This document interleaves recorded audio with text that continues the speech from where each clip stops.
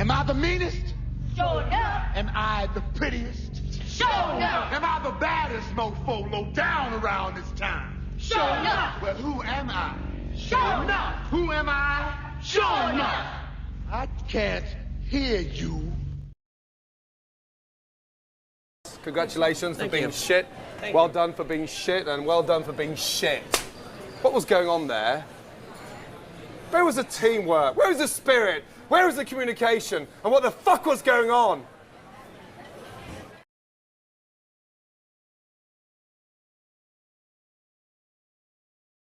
It means that we punched our ticket to go try to win a Super Bowl, and that's it.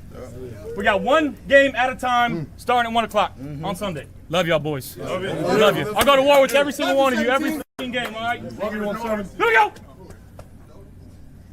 1, 2, 3, 1, 2, 3! Win!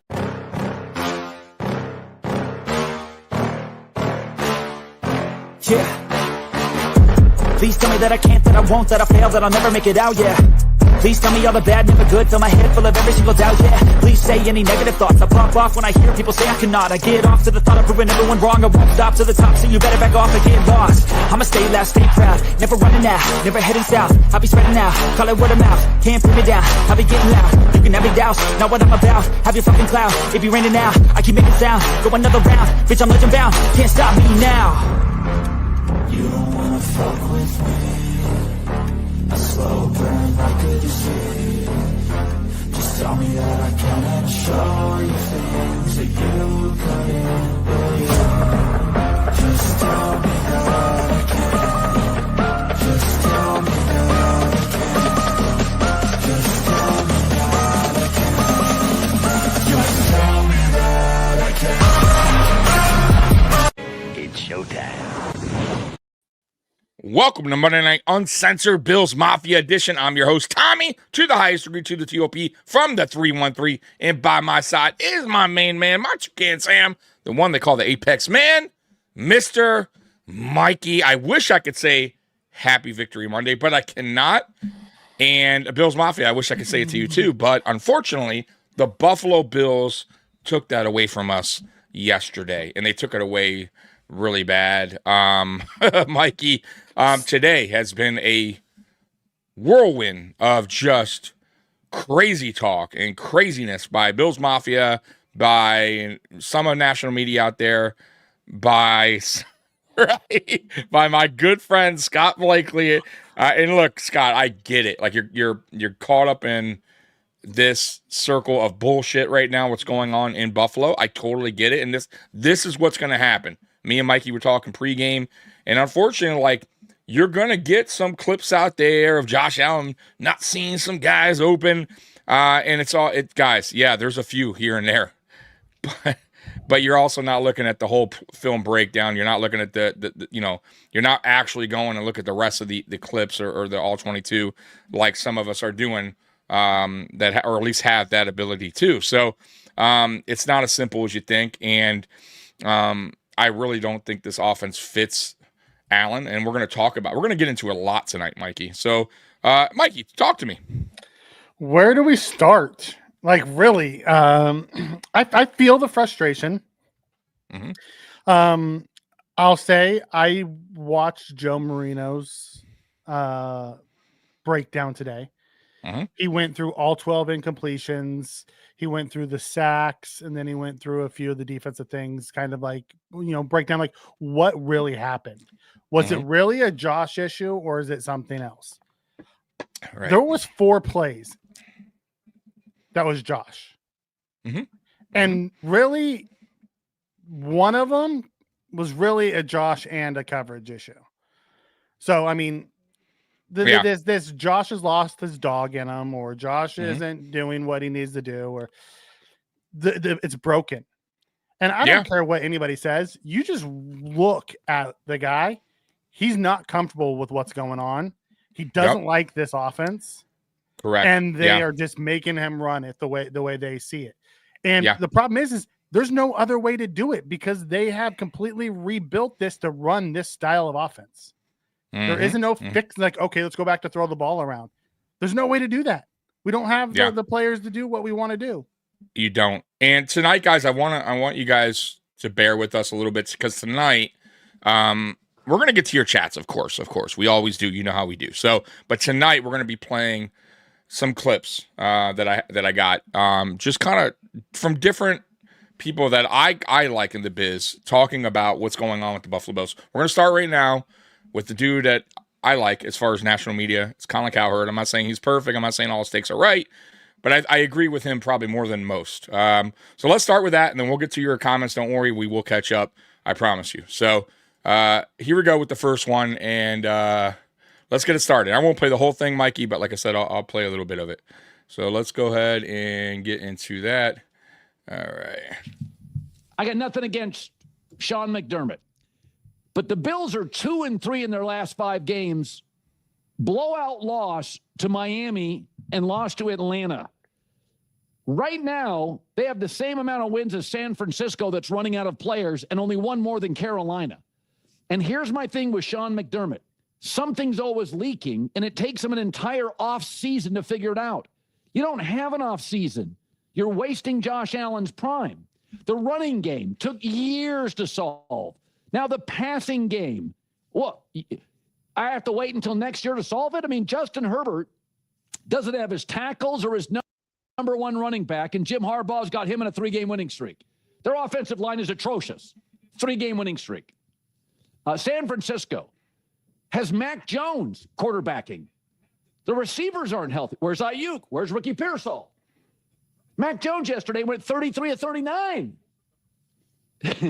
Buffalo has been mostly healthy, schedule 3rd easiest in the league, and yet they have 1 win over a team with a winning record. So in their 3 losses, they've averaged 15 points. With Josh Allen and James Cook, how is that possible? And that's my knock on defensive head coaches. They can't solve offensive issues in season. They need their GM to solve it. Cross your fingers, hopefully, in the offseason. Andy Reid, offensive line, solves it in season. Sean McVay, running back, receiver, Puka's hurt. Puka's hurt, what do? 4 tight ends in London against the Jags. Offensive coaches can solve problems with their unit and their young quarterback, and they can do it in a week or 2. Running game for Buffalo took forever to solve. The GM finally had to solve it. The passing game now. It can't take this long to solve stuff with James Cook and Josh Allen. I mean, John Elway had a good coach in Dan Reeves. He needed a better one in Mike Shanahan. And I mean, I got nothing against McDermott, but watch the league. As you get into this time, I mean, Justin Herbert is working with backup everything on the offensive line, number 3 running back, forgettable tight ends. Does he have a number 1 receiver? And they're on a 3-game winning streak. You just have to solve stuff. Mm-hmm. Yeah. All right, so that's it for that. I won't continue on with Cowherd, but you get the gist there on where he's going with our head coach. Let's start with that. A defensive-minded head coach that clearly can't solve the offense. It's not his thing. He doesn't know how to. And he can't even solve his own defense, which is really my main knock on him, right? Because if you're going to be this defensive-minded head coach, guru, whatever you want to call yourself, at least have that right, where when our offense is failing us, a defense at least, right, is something we can lean on. And that's really not been a thing here in Buffalo. So I totally agree with pretty much everything there, except for maybe the injury part. Now, unless he's talking about the offensive side of things, we've been kind of healthy, and I'm not going to – listen, I know I get Palmer's out, but Palmer, dude, is he really the difference maker? Kincaid's now, though. But you're right. Kincaid was out. You're right. He missed a game, though. I get it, but still, it's still one of the losses. I still don't think those are the difference makers and why this offense is clunky, right? Okay, so I agree with them with the coaching aspect of it, and me and Mikey always talked about this defensive-minded head coach thing. We just do not like it. It's just it doesn't fit. That's Cowherd's. Now I want to talk. I want to get into another clip here of Shady McCoy, our old running back that used to be here. Love Shady McCoy. So let's get into that, Mikey, real quick. And let's play this. So I hope you watched the game. Of course. Okay. So if you watch the game, they were running the ball, trying to do their normal offense. Yep. I told y'all 2 weeks ago, I said, the way you beat the Bills, you stop the run. Yeah. And you make the guys on the outside, these wide receivers beat you. Mm-hmm. They stop the run. Yeah. When I go to throw the ball to these guys, they're not getting open. So now I got to put on my cape. Then you start saying, trying to force the ball, holding the ball. It's the truth. If you watch the game, Keep going. you start saying, Jolly, he's holding the ball, trying to extend it to make plays. Every play they made in the passing game was Josh Allen extending the play. Wow. Yeah. It's the truth. Yeah. Right? And now I look at, if you look at all the championships, right? The last 4 of them, 5 of them, whatever you want to do. The Eagles is one, right? Yep. You see what they got at the wide receiver core. You see the offensive team they have with them. Of course. Okay, the one before that was who? Chiefs? Yeah. Okay. Yep. Despite what you want to say, right? You got Travis Kelce still there. Mm-hmm. You still got some type of offensive presence. Yeah. Okay. Chiefs After again. that, the Chiefs again. Same thing. Who's after that? Then you have the Rams, obviously your The Bucks. Rams. Yeah. All offensive weapons around him. You need weapons. Like, I don't care about the regular season. Because like, they lost to the Dolphins, cool. Dolphins stink. Cool, they won that game. Division game, cool. They're going to win more games, but the problem is when you go to the elite teams in the playoffs, Yep. we're going to say, okay, when you watch the game film, when you watch the game plan, who can stop us on the Bills? Who do we fear? Yeah. You're going to go to Cook. They got a really good offensive line. You got James Cook. Boom. After that, you got some solid tight ends that plays well off the running game, but if you stop the running game, the tight ends really don't matter. Yeah. There you go. And I agree. Like this is how you beat Buffalo. This is what I've been saying. Contain our run, slow down James Cook, let the Bills beat you through the air. And this year, we just simply have not, for the most part. We came back against Baltimore late in that game, and it was through the air, and I'll give them that. But it's far from in between, Mike. Like the passing game is kind of not a thing, right? I mean, how are you feeling about those 2 comments by, I guess, McCoy and our boy Coward? Two separate things. 2 separate things. So I've always believed, Colin, when we talked about McDermott, we've always said that that's an issue with him. Shady's not wrong. Miami was playing with backup corners, and they locked down our fucking receivers. Right. If you Embarrassing, right? If you can't beat backup fourth, receivers, fifth, right? Receivers or right. corners. Corners, yeah. The week before, you watched the Ravens shred them. Mm-hmm. Yep. What hope does that give us that we're going to be able to just, with Joe Brady and I'm not worried about our passing offense and Brandon Bean. Like, don't get me wrong. Is it frustrating that we didn't make the trade for Jalen Waddle? Yes. But does Jalen Waddle fix our problem? No. Yeah, I'm with your point on that. Like, I've been understanding what you mean because it's really what the system is, right? What the scheme is, what we're rolling out there. Mm-hmm. I just still go back to, and I get your point. I do, and it's very understandable, and I get it. I hate to believe that if he did have a better quality receiver, that he wouldn't at least scheme him up more than the rest. But maybe you are right. Maybe he wouldn't. It's tough to believe that. But Mikey, I mean, you're right. We've seen no, more I get it. Produce elsewhere. We've seen these guys produce elsewhere, and he can't figure out how to fucking scheme them up and get them open. Yeah, and some of it's on the guys. No, it is. Absolutely. Now, I pulled this up, just asking AI, just curious. Like, AI is always good to pull up the stats. So, changes under Brady, right? So, increased checkdowns, right? So, he's turning Allen, and we're going to talk about this, into a checkdown quarterback, which, I pulled up a 2020 article, guys, on Josh Allen in 2020. When asked about being, going to, checkdowns more often. And he simply said, here, and I'll say it. I'll read exactly what he said. I'm not going to be captain checkdown, Allen said Thursday. This is in 2020. I'm going to continue to play the game the way I love it. No one would mistake Allen with the checkdown king. It says that showed over the past 2 years. Allen's 20 checkdowns on 880 attempts. 2.3% was the lowest among qualifying quarterbacks. On third down, Allen refuses to give up on plays. He's thrown just 1 check down on 245 attempts.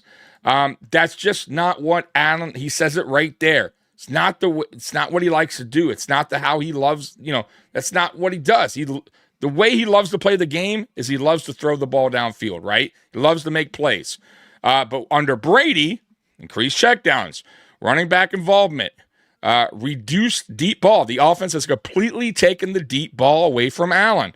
Simplified reads. Brady's scheme has simplified reads by forcing more defenders into the box, which can create better blocking angles, but also reduces explosive passing plays.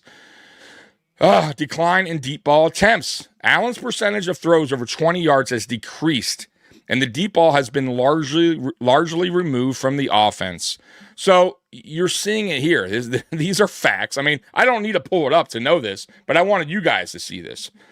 These are all true, and this is what Allen said in 2020, and this is what we're doing now in 2025, folks. You guys are now, like what I'm hearing from Bills Mafia, and I was even on with Dan this morning, Mikey, and Dan usually goes on at 10:15. I get on at 10:30. So Dan talks a little bit for about 15 minutes, and Dan was a little angry at Allen, like some people are, and I got on and I had to kind of tell him I simply just don't agree with a lot of the takes that he was saying, because what he was saying, which was a lot of people saying, is there's receivers open underneath. Guys, I watched the breakdown. I've seen many of these today. These guys are like 2 to 3 yards underneath. There is defenders within a yard or two. The max they're going to pick up is maybe a yard or two after. These are 3-4 yard plays. If you want them to do that, fine. If you want them to go to that style play, a captain check down, a Trent Edwards, then I don't know what to tell you. I could tell you that we've tried that before and it didn't work. That is not the way to play football, not here in this, at least not this team, not Josh Allen. He's not comfortable with it. So I feel like that's a problem too. Hearing his press conference, Mikey, and I know you watch it, I'm sure you did. Dude, he is tapped out, bro. He is tapped the fuck out. He just, they were asking him questions about Keon. He was giving kind of a simple one-word answer. Yeah. Yep. Yeah, which is not really like him. You could just tell he's just going with the flow of, this is what I got to do. This is what they're making me do. I'm going to just go ahead and try my best, but I'm not happy with it. But he's not saying that, but he kind of is. Read between the lines, folks. And you guys, like I said, once again, me and Mikey also watched down a lot of breakdown. Today Post Podium did a breakdown where they kind of went back and forth, and I wanted to show Mikey that there's not, Keys thinks there's somebody open. There really isn't. You're talking about a split second window where Allen would have to make an instant reaction throw. That's just not really, guys. It's not possible. It's nearly impossible. And when you're seeing these guys, putting film, these little clips online where a player's open, you have no idea. They didn't show you the whole breakdown of the play from beginning to end. You're not really looking at the pass rush. You're not seeing where Allen's first read is, and then after the pass rush coming in, there's just simply not separating. There's not enough time for Allen to make that throw when that guy gets open. And that's what I'm seeing. I'm seeing that a lot. Mikey, what are you seeing? Pretty much that. So they were talking about downfield. There was 2 downfield balls that Josh missed yesterday, where Keon was actually open. One, if he puts it on the inside down the left sideline, there's a good chance he has a step. One, he underthrew one on the right. But there was also multiple balls where Josh put it on there, and the guys just didn't help him. So Correct. it's a whole thing. But again, there was 4 plays out of the 40 something, because he had 40 pass attempts, not including the sacks. Right. So he had like 44 attempts yesterday, and 4 of them were on Allen. Right. We're talking about 4. Let's say, we'll even be nice. Let's just throw an extra one on there, right? Just for the hell of it. Let's say 5. Guys, 5, right? We're nitpicking about 5.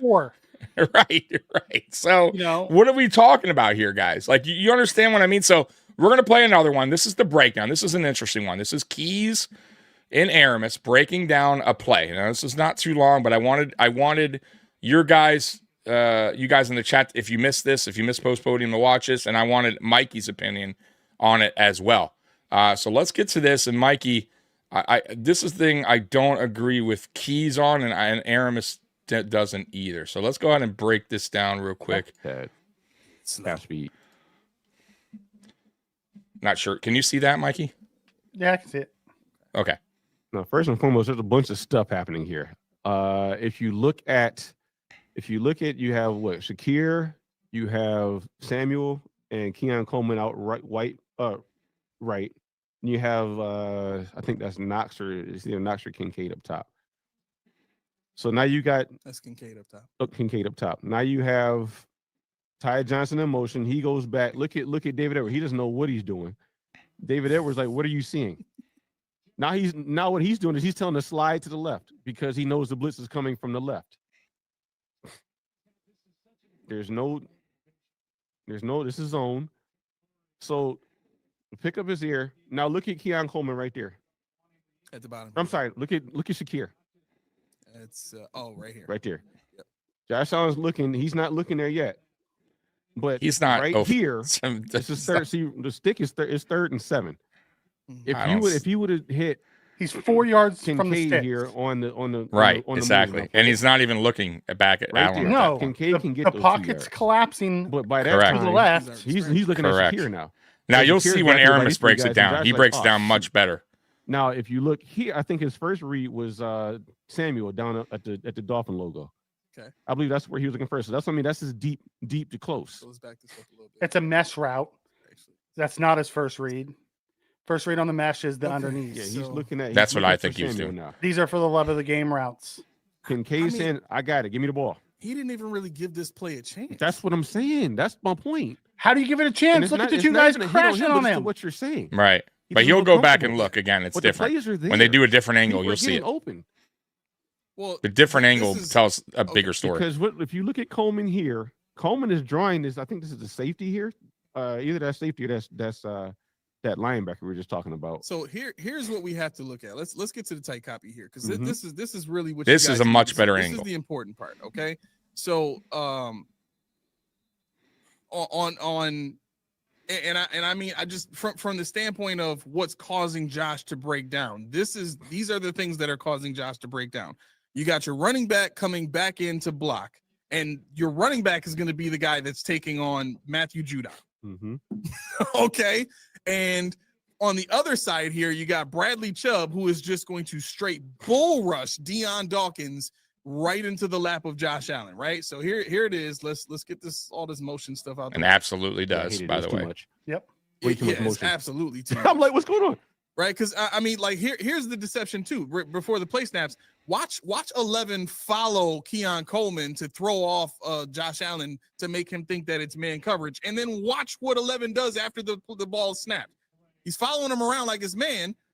The ball snaps and he breaks back into zone. Yeah, see, for me, I knew it was a zone because if you look at 23, was that 23 on the right side? My eyes don't work. He started the motion and then 11 finished. Yeah. So right there, that tells me that they're not playing man. Right. They were playing more zone match. It was a zone match. So right there, you know, if Josh was reading man on that one, that was an error on his fault. So here's the other part of the breakdown. Okay. The ball is snapped. You have 4 offensive linemen blocking 2 defensive linemen, which forces your running back to take on Matthew freaking Judon. I don't care how old Matthew Judon is at this point. Ty Johnson ain't holding him. Okay. And the other part of this is your stalwart left tackle, your franchise left tackle, the Snowman. Okay, you're doing too much. Freaking Snowman. Dookie Juice A Snowman gets bull rushed by Bradley Chubb straight into, like, Edwards is trying to help, but it still ain't working. And Josh sees that. Like it ain't even him feeling the pressure. He sees it. He sees it coming right at him. He knows I ain't got much time trying to sit in his pocket behind Ty Johnson. guards He just knocked right him off here. his pivot. Exactly, and they'll say it. That Ty left. Johnson, he just knocked him off his pivot. Well, look at that's Spencer so Brown. I don't know funny. what he was I'm thinking. I'm just being. I think he thought I Josh agree. took No, off it It was, or just, it was something. just the way it looked. Because look, he run. Yeah, he- but see, that's where the timing thing comes in. Like you just said, timing. you see Spencer At this break. point, when you know that blitz is Right coming, there. when you think a blitz is coming, you feel that you have to feel and know that those two guys are there. In front Yeah, of that's timing. You gotta but a know mesh that- route, you that have to you let them need 7 clear. You yards, can't but just I gotta get throw it. It something. bounced off his head. They're not looking at Is him. The they're second not? one- You'll see it too. Sorry, I just can't get enough of this. Like this is. Look at Deion Dawkins, bro. Look at don't look at Deion Dawkins. Look at Spencer Brown. Run it back. Keep going. No, keep going. Keep going. Right there. Yeah, He did a whole 360. yeah. Because he's looking. He's like, Josh, I already know you about to break out. Like something Yeah, happened. that's I what don't he know thought, what's I going on. Yeah. So he looked like he was going for a pass. So this is the other part of this. Zach Seiler is behind 66 right now, Mm-hmm. right? Zach Seiler ends up getting double blocked Mm-hmm. by Torrance. Torrance and Edwards. Now watch Edwards. Watch or not Edwards. Who was McGovern. McGovern. yeah? Watch McGovern's stupid behind. Why are you running around a guy that's being blocked to try to block? Why are you like what? Oh, is you know why? happening? You know why? They just twisted. Running back, they I don't twisted. care, No, bro. no, I I don't get it. I get it. What I'm saying is that's why, because they don't have the discipline to talk. He twisted. Now go back. Now watch. It was a late twist, so it actually wasn't Seiler. It was right there. So now McGovern is following his responsibility. Spencer Brown is like, huh? That's why he looks like that. Because he doesn't know a guy's coming looping around his side, and he's getting ready to do some other stuff. That's probably the issue. But yeah, no, that was to illustrate that there were options available. It was No, that it wasn't doesn't gonna get you illustrate there are deep options shot. Yeah. available. Gonna get See, you I Samuel. is that there's nobody there, dude. Tell me It was which one of them something. is looking at Josh to throw that when he needs Right. to throw it. What's the next? He hits him in the side of the head. Next play. Yeah. So this is the go to the. So the does second Keys play. think that's So a- this that's is a win another for one him? of those deals where the offensive line has no clue. Where's what they're Keys doing. at? Uh-oh. Is he in Yeah, the chat I- tonight? No, I didn't see him in the chat right now. Okay. But here's the play for the one that But they're talking about, You Shakir. gotta get, like that. Right that- here. The thought has to make it to the body, and at this point in time, the thought hadn't made it to the body because he's got a guy breathing down on his neck. What Josh is trying to do at this point is get away from the blitz and then try to slow it down and find the open guy, but he didn't even get that chance. It's yeah, too late. See, for me on this one, he knows he's going to Shakir. He knows he's going to Shakir, and he doesn't want to throw it with anticipation Shakir is going to beat that line, that nickel. See, he's I don't still see open. it. He's looking at him right there. I don't know. Hold on, right here. His head. Nah, left. that's a little too far because the blitz is coming. That's your point. But he's looking right at the guy. He's got to throw that ball. He's got to throw that ball. Who's that? Where? Elijah Where's he Moore. throwing it? Right.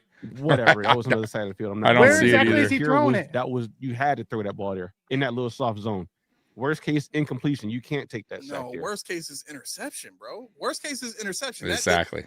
This little bit of space for where and I get Josh has got the arm for it, but everybody's eyes are on Josh right now. I So know. the second they see that ball come up, you got two guys that are in position to make a play. The Yes, safety might even be in right. position Well, he's not going to if get there the in ball time. is not thrown hard enough. Well, he's not going to get there in time. But you got to Yeah, assume that if the Josh linebackers does are throw gonna that and he gets turn on picked, some everyone's gonna be like, madness what the speed fuck is and Josh just get thinking? back Exactly. there. The Right. cornerback's Throwing in gonna double break off coverage. for Right. Keon Exactly. Coleman. A lot of variables are there. Josh Allen knows it. He knows where he should go. I'm simply saying the arc that Josh would have to put on the ball to get it over these defenders, but under these two defenders, it's tight. That's a, Well, I that's know a it's tight tight. throw. I know it's tight, but it still needs to be made. If you go to end zone, there's nothing. You go to Shit. end zone. Okay. Yeah. Okay. I'm done. Yeah, so you done get now. it. You understand the point. So on the breakdown, so they're simply like we're kind of we're almost seeing it and we're pausing it, right? And people are pausing these clips and going wide open. I see that too, by the way. A lot of people aren't even showing the clip. They're just pausing, like they're screenshotting it and like see that guy's wide open, but they're not watching the whole breakdown of when did he get open? You know what I mean? What part of the play did he actually get that to be separated, right? And normally it's when the pocket has already collapsed, when Josh Allen's already had to get out, start scrambling, making, doing whatever he needs to do. And Shady said it best, and I've been saying this, by the way, before even Shady probably said it. The only time I feel like most of the time when Allen it's Allen having to basically play backyard football, and the plays are broken, and he's scrambling and buying time for the receivers to finally get open. And that means that play that was called is totally scrapped. Right there, it's him making something happen, right? And that should never be. That should never be. So, I mean, here and there, I get it. Like plays break down, but I feel like our offense, plays are broken down, at least in the passing game, more than maybe any other offense I've seen. You know, at least good offenses, right? And it's just it's. I feel for him. I do. Real quick, Mikey. So, and this is probably I think my last clip to show you actually. So, as you know, or you know, but I don't know if all y'all know, but Brian Dable got fired today. Yeah. And of course, you know, Bills Mafia out there, like not me, but a lot of Bills Mafia. What do they go to, right? When something like this happens, bring back Dable, right? And the real ones know that McDermott and Dable hate each other. That would never, ever, ever happen. And here's McDermott being asked today, Mikey. I don't know if you saw this. I know I texted to you, but asked if is there any considerations about bringing Dable back? Offensive coordinator Yes. the rest of the way. Yes. Mm-hmm. I know the news is very, very fresh, but with what happened with Brian Daboll, given his history here, You can see it's so uncomfortable, right? Josh, would there be any consideration to reaching out to him to see if he had any interest in joining the staff in any way? Yeah, no, I understand why you're asking that. Brian's a great coach. It's unfortunate to see that happen to him. At this point, that's not under any type of consideration. He shut that shit down right away, right? He killed that noise quickly. No, you could tell he was already ready to say, just stop your question. He's like, yeah, no, not, and no fuck. He might as well have said no fucking chance. Right? So yeah, guys, if you guys thought that he'd be back in any kind of role in Buffalo, it's not happening while McDermott's here.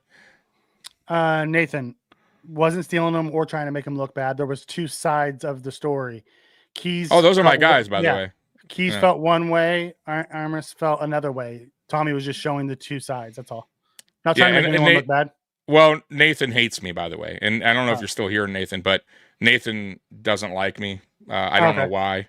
So just a heads up, Nathan, if you're still in the chat, which it is what it is. If you hate me, I don't really care. But Post Podium are like really good friends of mine. Both Aramis and Keys. We talk pretty much daily. So if you think I'm doing them wrong at any point, you're absolutely wrong. So you need to kind of check that. Just a heads up. Yeah. Go ahead, Mike. Not meant to make them look bad at all. There was two sides of that story, you know, and honestly, the way Keys feels is the way a lot of people feel. Right. Exactly. And if he feels that way, he feels that way, by the way. Yeah. Not knocking him. Everyone fans the way they fan, and that's okay. Or see it how they see it. I don't agree with it, but that's okay. We can agree to disagree on stuff like that. Exactly. It's not Madden. You can't just press X and the ball comes out. You know what I mean? Josh was looking one way, and he was trying to get away. It's like, I don't know. It's a whole nother story. You know, it's easy to sit behind a computer and do these type of things and look at clips and see what should have been. Okay. And then say, okay, here's the answers after the fact. Then when you're actually doing it. Right. And I actually, by the way, Nathan, I know you're here because I see you. I'm just going by what you said in the chat the other day. But if you don't, cool. I'm glad for that, man. I try not to hate anybody, dude. So, but I agree with Aramis on that. If you watch that back and rewind it, I'm siding with Aramis. They had a debate, and that's what me and Mikey had that all the time. Like, and I was just saying, I always win them. Yeah. And I thought Aramis was spot on. I thought Keys was seeing it differently than I did. And that's okay. That's the fun of this, right? Yeah. And that's why the other day, what you said, I was like kind of thrown off, but I appreciate you showing us love here by watching us today, dude. And it's nothing but love, really, honestly. Yeah. We're all Bills fans here. So yeah. It's a therapy session. Marinos comes in with the super chat. So hit All right, that let's horn. let's hit that, man. Let's hit her. Thank you very much.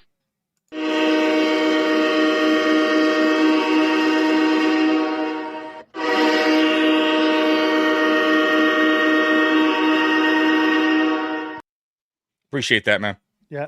They turned Josh into Trent Edwards. Why did they design an offense like it's 1985 and have a game manager at quarterback? Allen looks pissed off because that's what his head coach wants.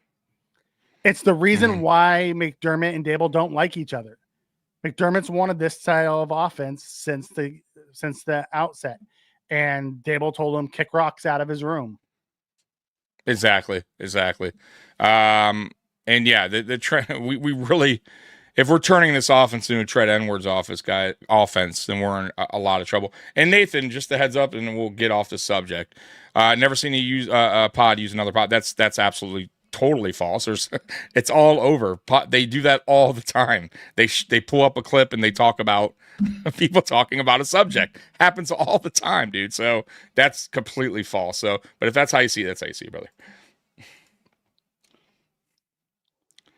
Okay. I just don't understand that. Fact Simpson says weak ass playbook, weak ass play calling. Period. And we don't want Dable, right, gentlemen? Listen, I'd want Dable if McDermott's gone. I don't want Dable and McDermott together. That's like oil and water. Just don't mix. It would not. It would be, yeah. I'm with that. Like, I wouldn't want Dable back anyways. I never was like a big time Dable guy to begin with, but I also am not hating on what he did here while he was here. I thought he had a good offensive mind, right? He did. He was creative. I thought that's the part. I wish I could sprinkle some of Dable's mind into Joe Brady's mind, right? And also at the same time, have McDermott be okay with it, because that's the other part of the story, right? Like, McDermott really didn't like Dable's offensive play calling. He didn't like his style of offense, basically. And once he was out of the way, it went into what McDermott always wanted. We talk about this all the time. So this is what you're seeing today is what he envisioned when he became head coach. So, and he got the guy to understand it, to do it. And Joe Brady is really just a guy that, like I said before, the reason why McDermott, I feel, hires within is for the control. Like, if you go out and hire an OC out there, right, a proven OC or a proven DC, they're going to want to come in and do things the way they see it fit, right? The way they want to do it, the way they've been comfortable. Their playbook, right? Right, exactly what made them a good DC or OC throughout their career. They're not going to come in here and McDermott's going to go, yeah, let's talk real quick. That playbook you've been doing for fucking 15 years, yeah, no, bro, I need you to do this. And he knows that's not going to be that way. So he hires within, and if you want the job, then this is what you need to do. If you don't, I'll hire somebody else to do it within, and somebody will take that gig. And that's what we're seeing. I mean, honestly, that's what we're seeing. Yeah. Everyone's frustrated with the season. It's not even the season. There's been 3 games. It's been a blip. It's just like, how do you go from having your best game to your absolute worst game? And they hear Dawkins and Allen and Rousseau and these guys say they wanted it more than us. Oh, what the dude, fuck are we talking about? That bothered me a lot. And I did we talk about that last night? No. I don't know if we did, but bro, there was multiple players that, and it was really on the offense that I heard this from, that said that the Dolphins, a team that was 2-7, wanted it more than a team that's gearing up for a playoff push. That's fighting for the AFC East title again, right? That's trying to even fight for the number 1 spot in the AFC, right? We still, at that time, still had a chance, right? Colts lost the last week, the week before. Like, there was opportunity there. And how do you not want it more? Like, what is going on? How do you go against a team and not want it more, knowing what's at stake? The Dolphins they don't have nothing at stake. They're a dumpster fire. They're firing their GM. Matter of fact, they have backups, third stringers in there. Like, what are they fighting for? They don't care, right? Maybe they care for just pride, But come on, folks, right? You're not prepared. Something's wrong there. There's something inside of that locker room, Mikey. There's a divide. Something's happening. I can't tell you. Obviously, I'm not in the locker room, and maybe I'm misreading it. But I feel like this whole year has just been off. And I'll be honest with you, that whole Hard Knocks going to, the offense not playing in preseason, it's been weird. We did a lot of different things that we normally have not done in years past this season, right? We ever with Josh Allen not played a preseason, where Allen has just not played. I don't recall. I could be wrong, but that's odd, right? The Hard Knocks thing, I don't know if that had anything to do with it, but still weird, right? Did that throw anything off? I don't know. It's been a weird season. I got to tell you that. It just doesn't feel right. It's the last year of the stadium too. Not going well. And our record, people will probably look at us and go, "Oh, you're complaining. You're still 6-3." But this is just not a healthy Buffalo Bills team. And I'm talking about healthy just mentally and physically. Something's wrong. Something's absolutely wrong. I also think they're tuning out their head coach. The And that message could be is stale. That could be too. Like, you look at Josh's face after yesterday's game and listen to his press conference. Have you ever heard Josh that dejected and giving one-word answers ever? Never. Even in playoff bad losses, I've never seen him. Matter of fact, really, this has been a thing all season. Let's be real. Like him coming out, the whole comment about the grandma thing. I know it doesn't seem like a big deal. It is to me. The whole there's more than life than football outside. Like he's never really talked. I mean, I get it, and I'm not hating on that, but it's an odd statement.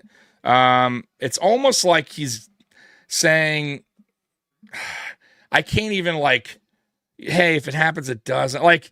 And he never spoke that way before, right? And it's almost like he's not believing that it's going to get done here. And he's kind of already looking at the outcome of his afterlife of football, right?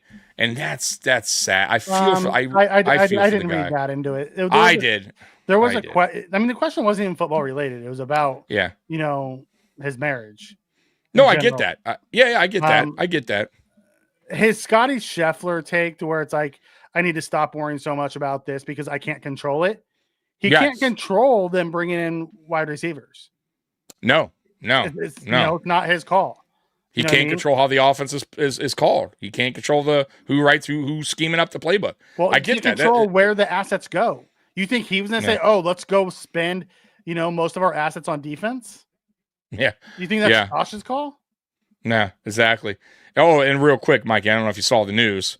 McCole Hardman got signed today. He's better than Codrington as a returner. He is, but it's still funny to me. We're going into desperation mode here. Let me get to that. Thank you very much.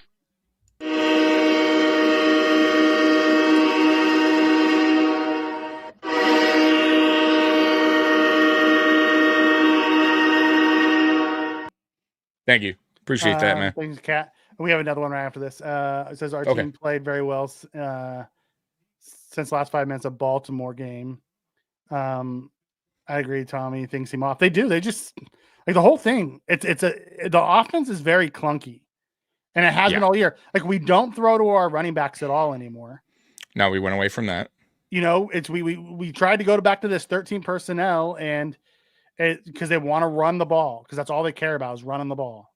And when they can't run the ball, they don't know how to run a pass game outside of that anymore because they went away from that. Yep. Let me get that. Yep. Thank you very much.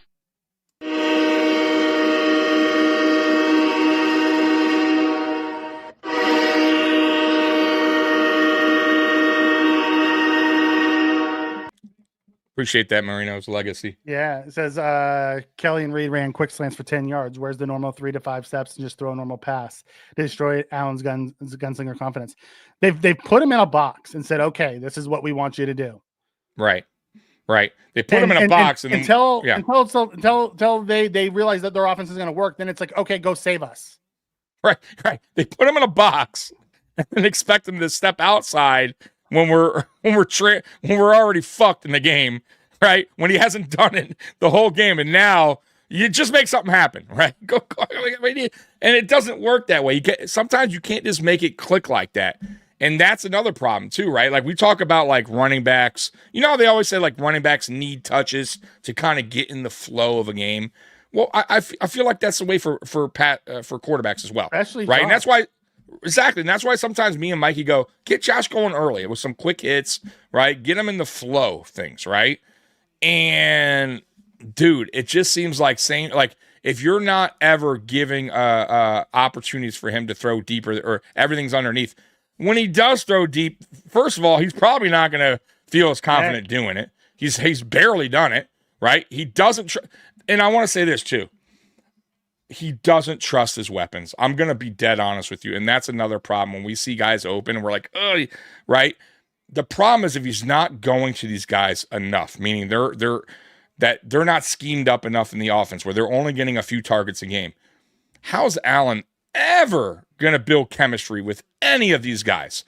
The reason why there's only 2 targets that Allen continues to go to is because those are the guys that are targeted the most and been here the longest out of that group, which is Dalton Kincaid and Khalil Shakir. Everybody else, if you see on the offense, is fairly new, right? Except for Dawson Knox. But I'm talking about receivers, and they're just not used enough. And there's not enough schemes thrown their way, and Allen's only throwing them to him 1, 2, maybe 3, and it's just simply not enough. You're never going to build chemistry. And guys, guess what? Most of these guys are gone after a year anyways. So now you bring in another guy. Allen, meet your next receiver. He's only here for a year though, so enjoy him while it lasts. It's a mistake. It's the way they're building, the way they're doing and treating Josh Allen is terrible. And I looked around the league the other day, Mikey, and these quarterbacks that have weapons, right? Dude, they all have somebody. They all have somebody to go to. They all have a guy. And why is it fair for us to sit back and be like, this is simply okay, right? Allen should just work with what he got. He's, I saw one take, he's an MVP. It was actually with Shady and the other guy, and the guy's like, hey, he was MVP and I voted MVP because he should be able to work with what he has. And Shady's like, what are you talking about? Like, I'm not talking, who gives a fuck about MVP and what he has to work with? The Super Bowl winners, championship teams have a go-to guy. Allen doesn't. How is that right?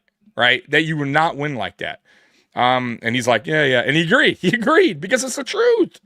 And it's just can Josh crazy. win MVP? He's proven he can win MVP with the Exactly. talent around him. But Right. I'm with Renaissance and Facts Over Feeling here. You can't tell me that Samuel Moore forgot how to play football. I agree with that too. It's the offense of scheme that's limiting them. You're telling me that, like, I'm watching guys run free all over the place. Miami, right? They'd run a 5-yard out, and guys were wide open. Like, right? You're telling me we can't scheme? It's wild.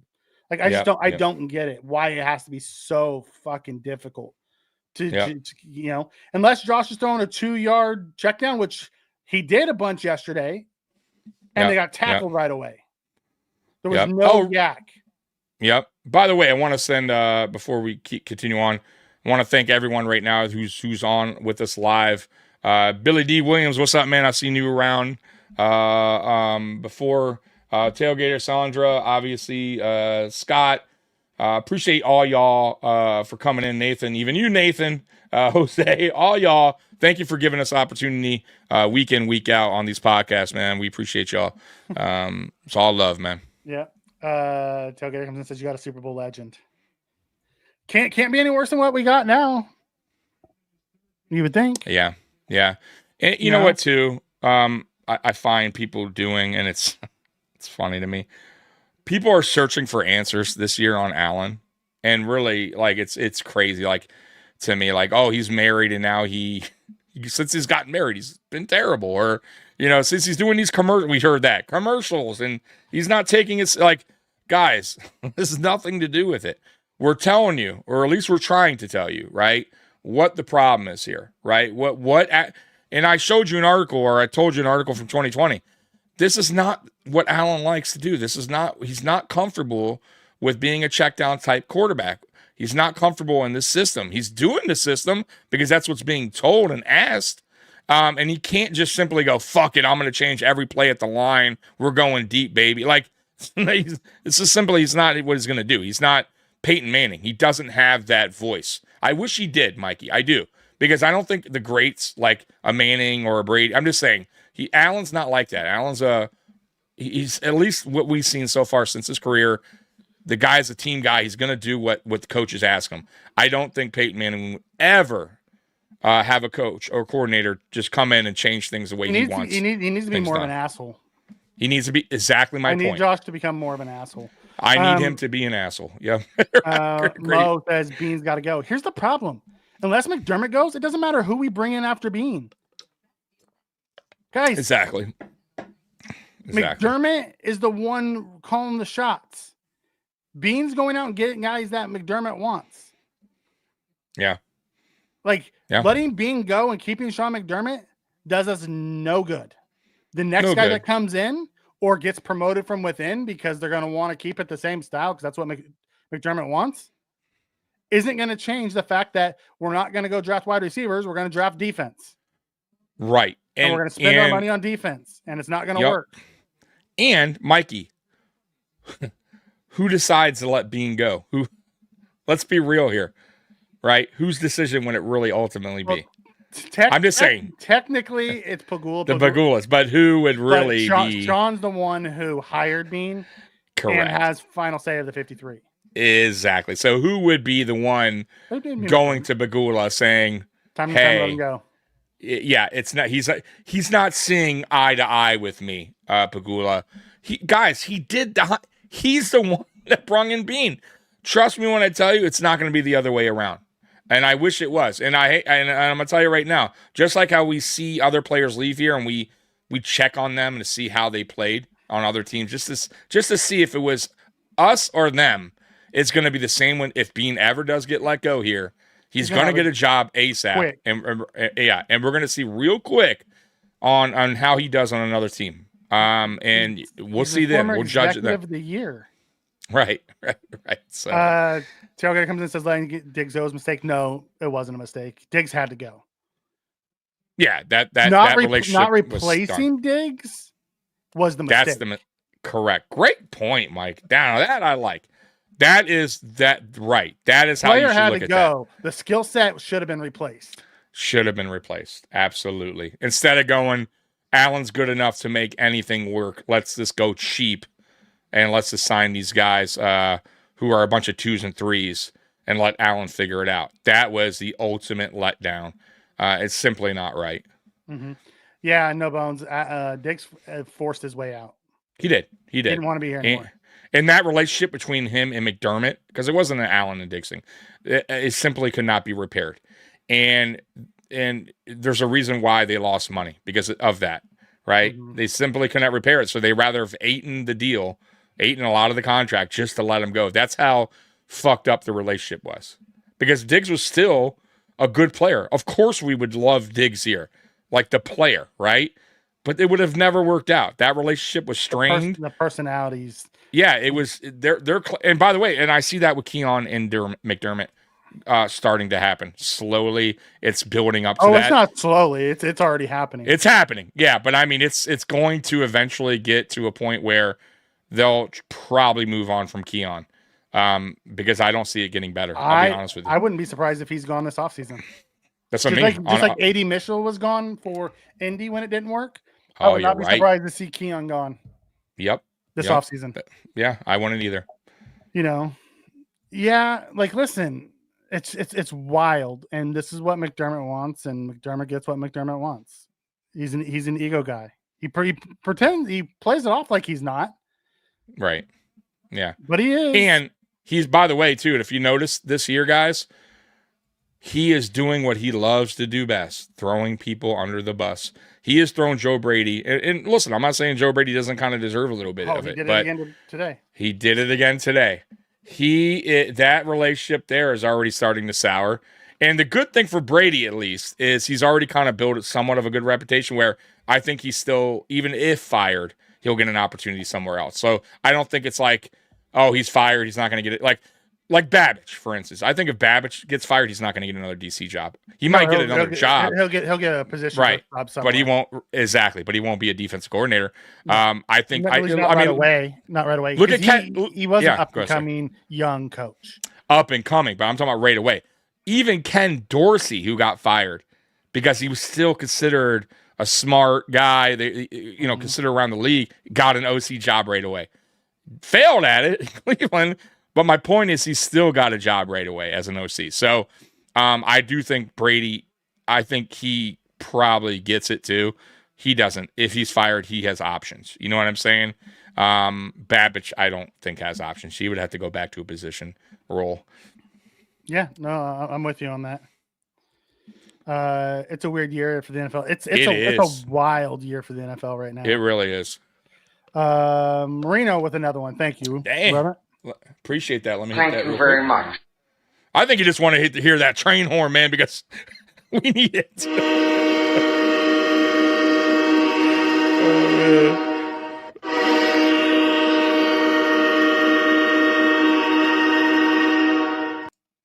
Appreciate that, man. Yeah, Marino says if I was Allen, I'd tell McDermott to go fuck off.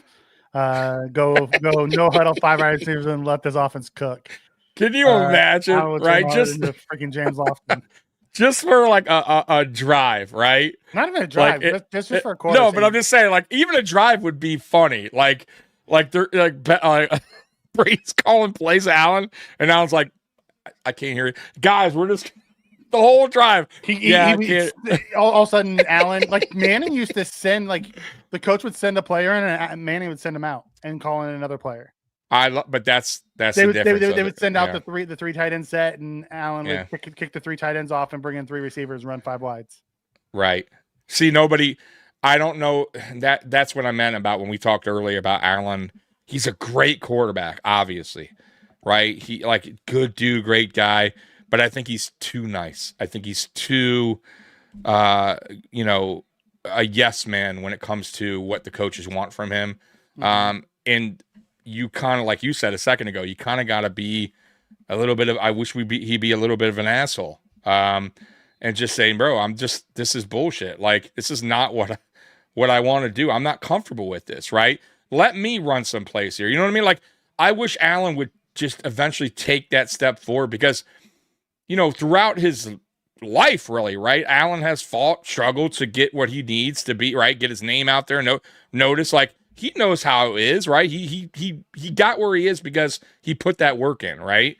And bro, it's just like I wish he would have that mentality where it's like, fuck it, dude. You know what I mean? Like, I need to start caring about. I need to show them that I could be, this guy, and fuck that. I'm gonna run things the way I want to run things, but it's not happening. He doesn't have that Manning personality. He doesn't have the Brady personality, and Mahomes doesn't need to do that. Mahomes has a great offensive coordinator who understands him.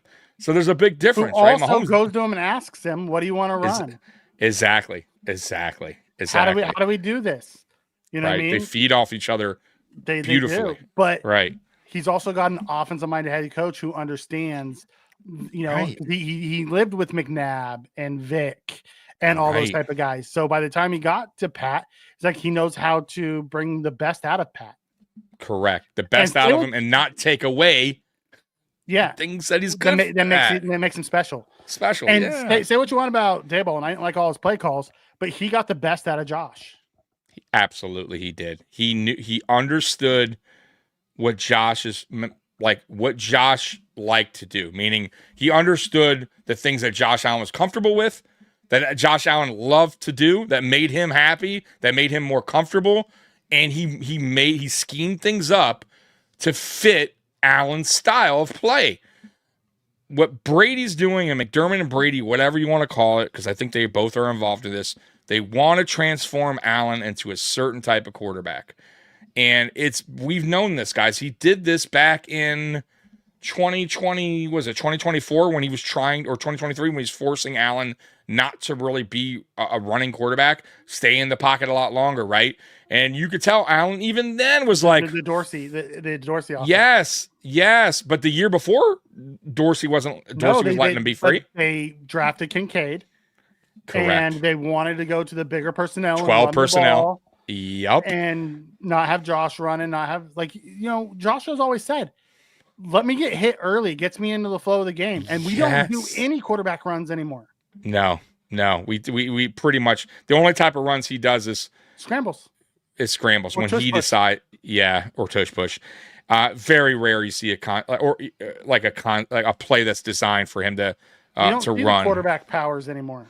The sweep. No. I mean, I don't want to see the quarterback draw ever again, but the sweeps were always good. Yeah. They I feel like we've been saying here, they've taken away a lot of what makes Josh special as a quarterback. And that's what we mean about boxing him in. They're boxing him in to be a certain type of quarterback that he simply isn't. They want him to be Brady. And he's not. And I think a lot of Bills Mafia are getting caught up in he should just be that guy and go take the underneath stuff and do what they want and just play out of his style of play, and it's simply not going to happen. Yeah. Even if he did that, take that 2-yard pass, that's not getting us anywhere. It's not getting us anywhere. It's guys, because he did that early yesterday, and we kept punting. I saw a route. I saw a play. No joke. It looked like they all ran the same route. I don't know if you saw the same play. There was 3 receivers that ran it underneath. They were pretty much all within 5 yards of each other. Literally, they all were these comeback routes. And they were they were 3 yards, 3 yards from the line of scrimmage, where they called to play. Unbelievable. And there's defenders a yard away, 2 yards. You're not, even if you get it, you're going to get 1, 2 maybe yards there. What are we doing here? So we're complaining about he should have made a 2-yard pass and turned into 4. We're going to play that game all the way down the field. It's craziness. Yeah. And yes, I saw someone talking about Ladd McConkey, same body style as Diggs. He is, and we messed up by not taking Ladd. Mm-hmm. They pigeonholed Ladd as a slot guy, and we had Shakir, so they didn't want him. But Ladd plays outside too. Yeah. Dude, and I'll be honest, guys, too. They almost, Mikey, they almost had me reeled in with the 22 personnel. It almost had me going, this might work. I almost got duped into it until the Miami game. It seems like it can at times work, but I don't think it works against every opposition. And you need to also have, obviously, the players on the field too, right? Once Kincaid went out, that takes away that whole 22 personnel, right? It eliminates that, right? Because you're not going to get Hawes is not Kincaid, and Knox doesn't run the same kind of routes as Kincaid either. So you could scrap that, right? That's out of the playbook kind of for now until Kincaid gets back. So, and like Mikey said, once things are taken away, it seems like Brady's limited in what he knows what to do with the receivers. It's clunky. It's bad. The routes are very basic to me, very vanilla. There's nothing to them. Like I just said, there was guys I just saw a play. All 3 receivers are pretty much next to each other in the same kind of route design. It's terrible. So, yeah, man, it's tough, guys. It's tough to watch. It's the way it was built, Mo. It's the way it was built. Because we spend our money on defense. Yeah, that does us what? Right. We just gave a big-ass extension to Bernard, who has looked horrible this year. Yeah, he's regressed. I think Benford's kind of regressed as well. I don't know if he's battling an injury or something, but that guy does not trigger and come downhill at all anymore. I think he is. I do think there's injury factor plays a little bit in Bernard because he's always injured. So, yeah, I think there is I think that plays a little part of it. Milano also obviously is what we all know. This is his last year, and I can't count on him week to week. Here's the problem, though, guys. we're gonna have to replace those guys because we don't have it in house. Because every guy that's better is injured. Like Exactly. Shaq can't stay healthy. Kincaid can't stay healthy. Oliver can't stay healthy. Daquan can't stay healthy. Epinesa can't stay healthy. Like we get these undersized guys and they can't stay healthy. Out of position guys as well, playing out of position, getting hurt. Our depth can't even stay healthy. As you guys know, by the way, Landon Jackson is obviously done for the season. Not that he was a big contributor, but another depth guy that, they were kind of counting on, right? He got to, get some playing time against the Dolphins. He's out. And I believe that's his third ACL, by the way. He had two in MCL college. and PCL. Yeah, which is really bad. And he had two injuries in college as well. Yeah. So his knee's jacked up, guys. I at this point, I want to be shocked for some kind of injury settlement. He's so young, having 3 knee injuries already, big time knee injuries. And he has a lot of work to do at the same time. Yeah, it's not looking good. Yeah. Again, over and over and over. It's the same fucking story. Maybe it's time to look at our fucking strength coaches. That too. Great point. Yeah, and they're new. They just got here, last year or the year before, I think? Like this year or last year? The medical team. Like, what are we doing that. Right. Because it ain't looking good. We complained about the last one we had, remember? Shit, I don't know if this one's worse.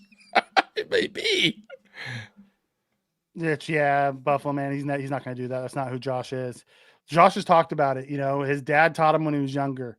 You grow your roots where you're planted, type of thing. Yeah, those guys took a chance on him coming out of college. He's gonna be loyal to them until Pagula makes that call. He won't come from Josh. No, it's unfortunate. Where's the I choose violence Allen at? I want him back. Yeah, guys too. Right, it's a great point. Like, where is that Allen at? Like once again, that's why I keep kind of going back to that grandma comment that he made. I see it. You see it, Mike. He doesn't believe that this team can do it. Yeah. Why would he choose violence and shorten his career for guys he doesn't trust? His body language is off this year. His facial expressions, his pressers aren't the same. Everything has changed. Like, for me, when I see Allen, I see a guy that is just simply just out of it, meaning he's just kind of depleted. Like, I don't think he has the answers anymore. I think he knows what he wants, but he's not willing to say it out in public or not in public. I bet you he says even behind closed doors. No, exactly. I'm talking about in pub. Right. I guarantee, like, to close people, he knows maybe he's telling that too, but I don't need him to say it. I see it. I can see it on his face. I can see it in his body language. Everything tells me that this is not the same Allen. And it's funny too. I want to say this real quick too. Allen's been in the league 8 years, guys. This isn't a third-year guy, a second-year guy, second or third-year guy where we're going, okay, he's having a slump, right? Like, or maybe he's regressed. Guys, he's 8 years in. He's won the MVP. We know what Allen's capable of doing. Right? Allen can throw deep when he wants to. He can do a lot of special things. We've seen so many great plays from this guy. And all of a sudden, in year 8, now he can't read defenses. Now he can't make the pass. Now he doesn't see when guys are open. Like, I don't believe that. I don't believe that Allen all of a sudden just cannot do certain things. Like, 8 years in the league, and now he's just regressed so terribly that this is what we get. And I don't. I think it's the scheme. I think it's the coaching. I think it's the personnel. And I think he honestly, at the end of the day, he probably goes home and goes, "This is fucking bullshit."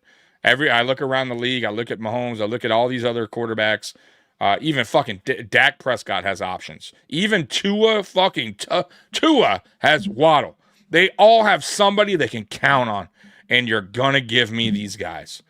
You know what I mean? And I'm sure he loves his players, right? I get that.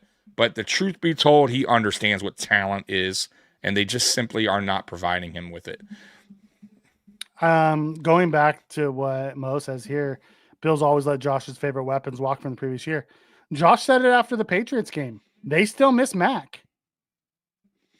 Yeah. Mac wasn't the most talented guy, but Josh trusted him and threw him 50-50 balls, and Mac went and got him. You know what, too?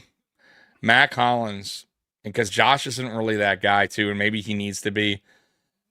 He isn't like the sideline guy where he's getting the offense hyped up, getting them like, it's all right, guys, got this. You know, I don't like Allen's never not his really. personality. It's not his personality. Mac Hollins, say what you want about him, but he that was like our fire last year on offense. He was the guy that, you know, would get the offense going, would get the offense feeling good, and you know, hey, it's all right. You know what I mean? Like that's what make Mac. That's why teams like the addition of Mac Hollins. That's why he's bounced around. Like they like that. He's perfect for great locker room guy, great guy to have on the sideline when things aren't, you know, when you need that motivation, right? He's the guy. He fires you up. And we simply don't. Who's the guy? Tell me who's the guy right now. Who's firing up the sideline on offense? I don't. Who? I don't. James Cook is as silent as you can get. Scratch that one. So is Shakir. So is Shakir, right? Keon ain't saying anything, right? So Kincaid ain't. Knox ain't, right? So that leaves who? So, Osiris Torrance is quiet as a mouse, right? Deion Dawkins is probably just talking about drifting. He's not, right? Like, I'm just saying. So we just don't have it. There's nobody there. Billy D comes in and says we're running 3 tight ends, one running back, 1 wide receiver. And there's times that we're running 3 tight ends, 1 running back, and a fullback. Yeah, I know. It's you know, and then when we do start getting something going, our dumbass offensive coordinator tries to get cute and run a fucking end around or a fake play action shot down the field to our third tight end rather than just do the tush push and get the first down. You know, it's funny too. In yesterday's game, I know it's meaning. It doesn't matter, but it shows how fucking fucked up that game was when we had Ray Davis go out to do an onside fucking kick. Yeah. I mean, what are we doing here? Like this, are we taking this game serious? You're having Ray Davis go out and do an onside kick. Like, you know what I mean? Like, that's terrible. I'm sorry, guys. I know it was meaningless. It was the end of the game anyways, but why? What is the fucking point there? That to me says a lot about that game. Yeah, Bobby, they're not dumping Brady because they don't have anybody else in the house to do it. Not now. I do believe he could get the axe. Yeah, I do believe that too. He's not gonna get the axe. He's gonna leave for a head coach. Or leave. Yeah, he'll do he'll either get hired by or they'll have like you know, like with Frazier. Hey, I'm gonna leave. What do they call it? Where they agree to part ways or whatever. Yeah. Right. A mutual separation. No, right. I think Brady's gonna get a head coach job, whether it's in college or with the Bengals. So I could really see him going to the Bengals. I really can. It's a great option for him, and he can open it up how he wants. Guys, do you really? And mind you, I don't think Brady's the best. I still think Brady has his flaws as an OC. Even if he goes there, he's still going to probably do things there that Bengals fans are going to be like, "What the fuck, Brady?" But I don't believe that he won't he'll do the same style of offense in Cincinnati with those type of weapons. And that's why I kind of say if we bring in a weapon here, I find it hard to believe. But if it's McDermott kind of controlling the strings, then maybe you're right. Maybe bringing a receiver here will be the same result. I don't know. Mo, yeah. Josh looked very much like he did after that 2022 Heat game yesterday. He looked gassed. Oh, dude, didn't he? Yeah, he did look gassed. It is, I will say, I live there. I live in South Florida. I live in Miami and Fort Lauderdale. The humidity is mid the worst. 80s. It's like that? It gets like that? The humidity. Oh, dude, it doesn't even matter if it's 75. The humidity there is the goddamn worst. It looked like we were stuck in sand, and they were just faster than us across the board. Yeah. It's the humidity in South Florida. It's not really so much about the heat. It's that humidity. It's the worst. But no excuse. I don't care. They come here in Buffalo. It's cold. Like, fuck that. Be prepared. Just like the London game. Like when we went there late. Like, be prepared then. If you know what I mean. Like, get ready then. I don't have to tell you. Yeah, Diggs didn't show up in a few games. I mean, I love Diggs, but he didn't show up in a few games. There was games that he took some games. We have another super chat. Oh, yeah, let's hit that real quick. Thank you very much.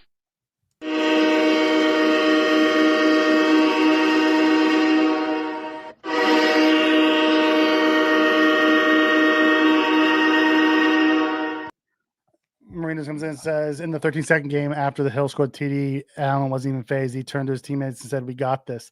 That edge is there. Yeah, but he also had his best receiving core that year. He did. He had his best receiving core, and he also had Brian Dable still there dialing it up. He had more confidence. I think, too, the confidence level at that point of him he was in the zone at that moment. In that game, he was not. You guys know that game. Go back to that game. He was an absolute monster in that second half. And Gabe, you got to give Gabe Davis credit as well. Gabe was an absolute beast. He did not drop anything. He was crisp route running. He was right where Allen needed him to be. So they were just in a fucking zone. And that's why I don't think Allen was phased when they scored that touchdown. And right now, it's a great point, though, because right now, think about it. A team scores a touchdown. Allen ain't going to his side like, we got this. Right? You know what I mean? Don't worry, guys. We're never in a fucking zone. You know what I mean? Like, tell me, is Allen really confident? Like, no. If this was the same scenario in this year, ain't no way. I don't think any of us would be confident, right? And Allen's certainly not. Renaissance Man, Mac signed, I think, a 2 or 3 year deal with New England. He ain't going nowhere. He did 2 years. And yeah, he's there. And they might even give him an extension if he keeps playing the way he's playing. Yeah. And I believe Diggs has signed a 3 year deal with them. Yeah. Like, which will be 3 years. Guys. He'll be gone. Trust me. Diggs' personality won't last long. That's the thing about Diggs. So, and knowing his head coach, they're gonna have a clash at one point. Yeah. It's wild. Sandra in here. These last few games, Josh looked like he did before Dorsey got fired. He does. Mm-hmm. It's just an odd situation. I don't get it. I think he just sees himself stuck in a situation that he can't get out of, right? And I think we all been there in life where we've had these kind of like situations where it's just like whatever it is, work or just whatever, school, like where it just seems like there's no way out, right? You're like between a rock and a hard place, right? And you see no help coming. That's even the worst, right? When you don't see anything happening to help the situation. And maybe that's what Allen's feeling too. Like it's going bad and there's no help in sight, right? Like your offensive coordinator's not helping you, right? Your GM's not helping you. Your head coach doesn't know what the fuck he's doing, especially on offense because he's a defensive-minded head coach. So where's the help? You know what I'm saying? So Allen's looking around going, there's no help. Like I got, where's it coming from? McCole Hardman? That's what you can bring of me. Big game day, Davis, right? Yep. That's what they're hoping on because. Yes, they are. You by the way, you hit the nail on the head on that one a few months ago. They ain't trading, buddy. But I will say this though, they did attempt to. I was in a way, you got to admit, Mikey, I was kind of right. No, they didn't pull the trigger, but boy, they came close. They were still offering a first and a third for Jalen Waddle. I mean, if that is true, so to me, that tells me they were trying to at least make a deal happen for a needle mover. It just didn't happen. But they were. It doesn't count. I get it. And hand grenades and horseshoes. Horseshoes, right? I get it. Almost doesn't mean shit. Yeah. You know what, too, that press conference when he said, I went home and I was upset, just like Bill's Mafia. Boy, I wanted to fucking hit Bean in the face. Shut the fuck up. Joey wants to know, would you guys rather have Mike McCarthy right now over McDermott? Just wondering if that would be yes, because he's an offensive mind. And he's a Super Bowl winning head coach. I mean, I don't give a shit about the Super Bowl. No, but I do. He's an offensive mind. He would, much like Colin Cowherd said, he would figure out a way to fix the offense. No, it's a great point. It's a great point. Now, not all offensive-minded head coaches are going to be good head coaches. I want to throw that out there. Case in point, Mike McDaniels. But he kicked our ass yesterday. No, but I'm saying like head coaches, meaning, Mike McDaniel has proved nothing to be as a head coach. He's had way more talent, in my opinion, in Miami than we've had here, in my opinion. Mm-hmm. The only difference is he doesn't have an elite quarterback in Josh. You know what I'm saying? But look, Tyreek Hill, Waddle, A-Chain, they have fucking weapons. Even on defense, they've had It's not like he got shit on that team. So I don't want to hear it. Like I think he's just a good offensive mind. He just fails at other, at head coaching. But I'm with you. Yes, McCarthy, absolutely. He checks the boxes, right? Offensive minded. He knows what winning means, right? Or is. He knows what a championship is. He's been there, done that. Absolutely. I would do that. But it's not going to happen. We can dream all we dream about it. It's not going to happen. I want to know. Well, we didn't use a first round pick on Keon. We traded out of the first round. So we traded back so we could get a third round pick. And who did we use the third round pick on? Dwayne Carter, who's done absolutely nothing for us in 2 years. Got hurt. Yeah. Year one, he was just sucked. No, year one he was and then year two, and then this year they wanted him to play one tech. DT. Yeah. They wanted to go play one tech. They wanted to take a 3-tech and make him a 1-tech. Sounds like Sean McDermott 101 right there. Right. I know gets you're hurt right away. Tech in college. Well, we're gonna make you a 1-tech. Yeah. Goes out, gets hurt right away. Jesus. Give me Gruden every day of the week. Day long. Wouldn't think twice about it. I don't care what people think about that guy. That dude is a winner. He knows football. He would offense. Never, knows off defense. He would never allow what's going on here. Like, he probably looks at the film at what we do and thinks it's a fucking joke. Like, I'm sure he won't say it. He's not going to be an asshole. The run game scheme, but he's like, man, this pass game is broken. Exactly. That's what I mean. It's totally, and even defensively, I'm sure he's like, I'm sure of it. I'm sure he has his feelings, but he's not going to just be an asshole and shit on McDermott, but I'm sure he thinks that way. Sirianni called a timeout. Is he going to McDermott himself into this? We do got to, let me hit that real quick. Thank you very much.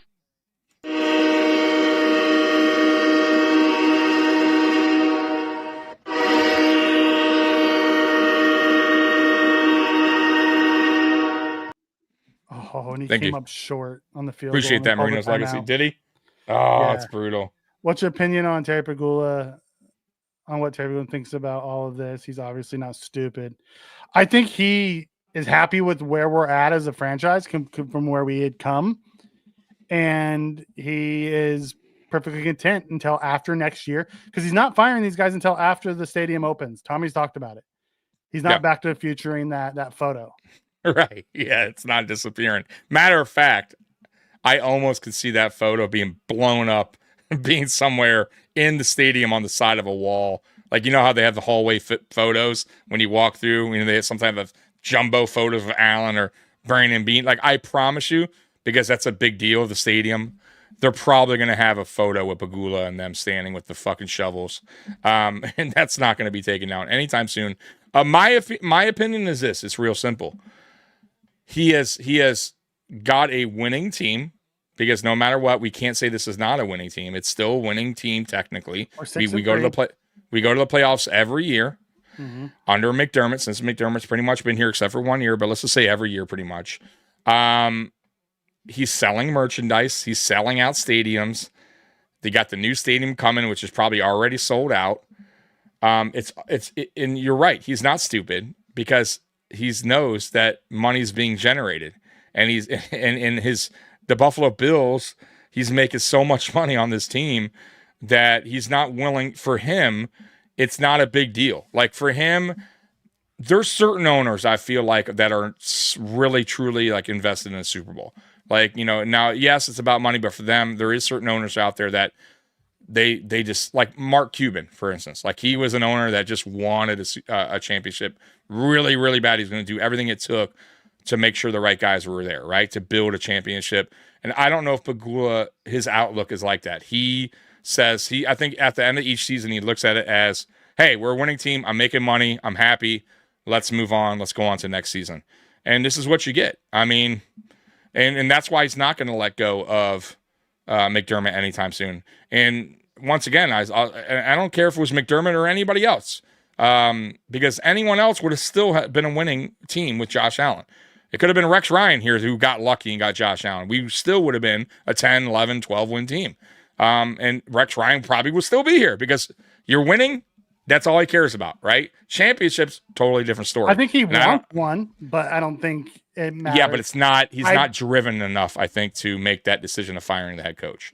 I think. You know what I'm saying? I think it's unless we miss the playoffs, he's not. He believes that he has the right people in place because at the end of each year they have an excuse of why it didn't happen.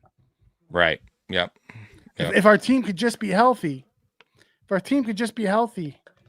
it's such a bullshit. Like every team, by the way, guys, every team, this is why they have 18 weeks, right? This is why when you get into the playoffs, it's about who's healthy.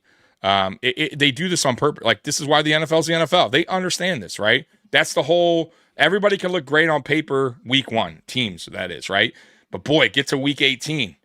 That paper might be way different because there's a lot of guys on that team that are out for the season, and that's what makes things different, right? And then you get into playoffs. So a lot of the time, it's just about how can your team stay healthy, and can you get hot at the right time? And we have had the obviously bad luck of getting injured, but so have a lot of other teams. I don't want to use that excuse. Yeah, it's just that, and then it's like, oh well, we're right there. We just one play away, and it's just an ongoing bullshit. It's always something. But that's what he goes to the owner with, and the owner buys it. Oh, Obviously. absolutely.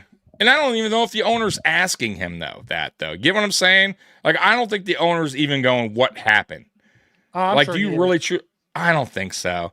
He's watching the game. He gets it. They lost. I'm saying at the end of the day, he's asking like McDermott saying, "Hey, here's like my report." At the end of what do we do wrong? What do we do right? What can we do to correct things? Yep. I guess, but I don't know if Pagula's but he's not a football guy either. They said Kim was more involved in the football side of things than Terry was. Mm-hmm. And obviously Kim is not anymore. We all know that. Yeah. And that also could be a problem, right? I wonder if Kim was still here, if things wouldn't have been different. That's what I'm saying, right? Because she was more on that football side of things than Terry. I think Terry, honestly, is all about the money. Like, he's a business guy, right? Yeah. And he just understands the money side of things. He understands that at the end of the day, like, once again, right? We're a winning team. We're making money. He's getting investors in, and he's got the new stadium deal that he didn't have to pay too much out of pocket. There's a lot going great. Yeah, but he's also a fucking multi. That's chump change, couch change for that dude. That dude has a yacht. He's not suffering, trust me. He also sold 10%, which basically right, paid for that. Exactly. So he's doing just fine, right? And you notice, like I don't watch hockey, but I see Sabres fans always upset at him.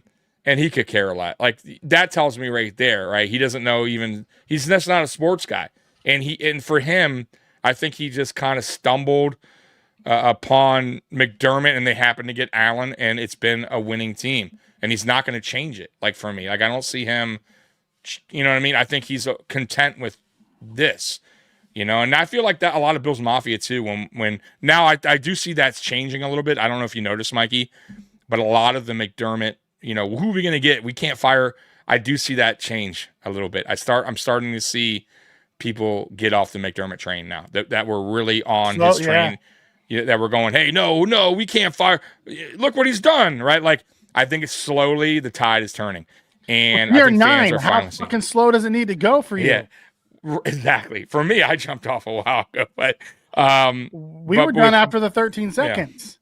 Yeah, but with that's Pagula, he's unfucking not forgivable. Unforgivable, yeah. I'll never let that down. So, but with Pagula, I think he sees it differently, right? So, that's why he's not going anywhere.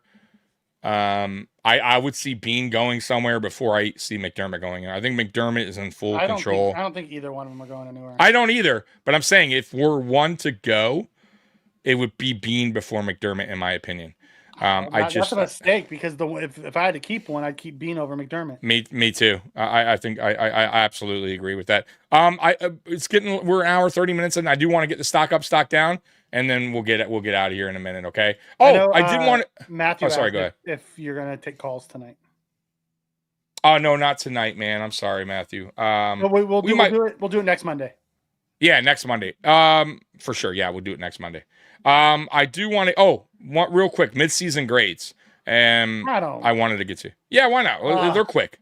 They're real quick. Let's get to midseason grades. We might as well. Bad night for me to give midseason grades. I know, but you have to.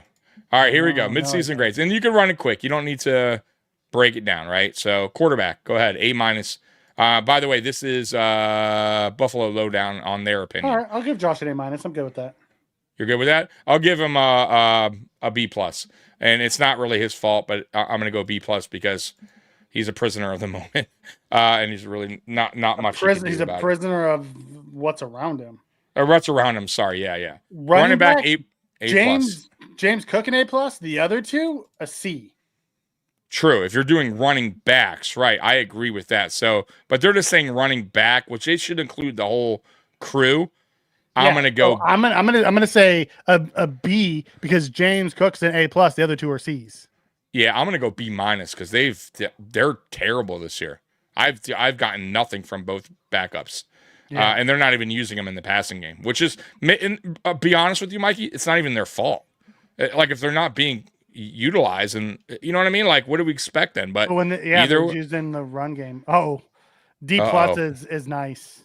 Yeah, I think I agree with that. And I don't even think it's the receiver's fault. Outside of Yeah. Keon, who dogs it on some of the things and doesn't go up into high point balls and uses gifts, like Keon's just lost out there. The other guys, I think some so of it's too. like not even their fault. Yeah, I'm with you. I'm comfortable with the D plus. Tight end B plus. Okay. I'll give it a B. I'm not like totally, I think Haas is better than I thought. Dawson's doing okay. Is overrated and overpaid. Yep, great.